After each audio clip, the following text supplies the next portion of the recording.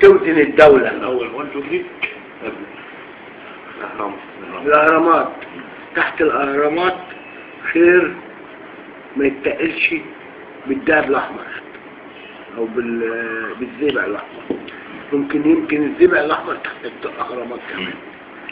التقل بتاعه وزن الكرة الأرضية، عشان في زنازل. الزنازل دي تظبط الأرض. يعني انت لو حطيت هنا التقل والناحية التانية تلاقي البلد ايه؟ عملت كوارث أرضية.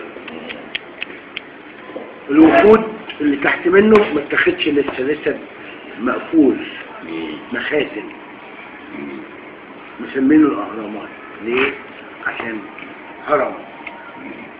كلمة هرم يعني تبة عالية، تبة كتر الرمل والتراب والحجارة اللي فيه عامل توازن للبلد كلها. وتحت الأهرامات مخيرات ربنا لسه ما اتفتحتش.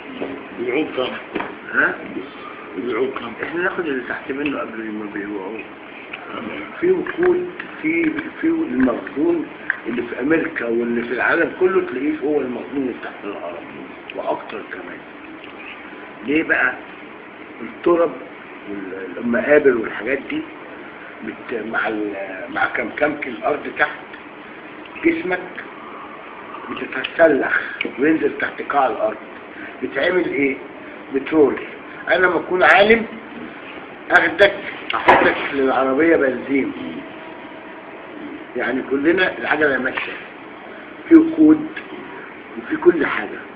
انت بيطلع منك وقود، بيطلع منك وقود في الاخر. ها؟ بيطلع منك وقود. ايوه. وبعدين بس بقى السما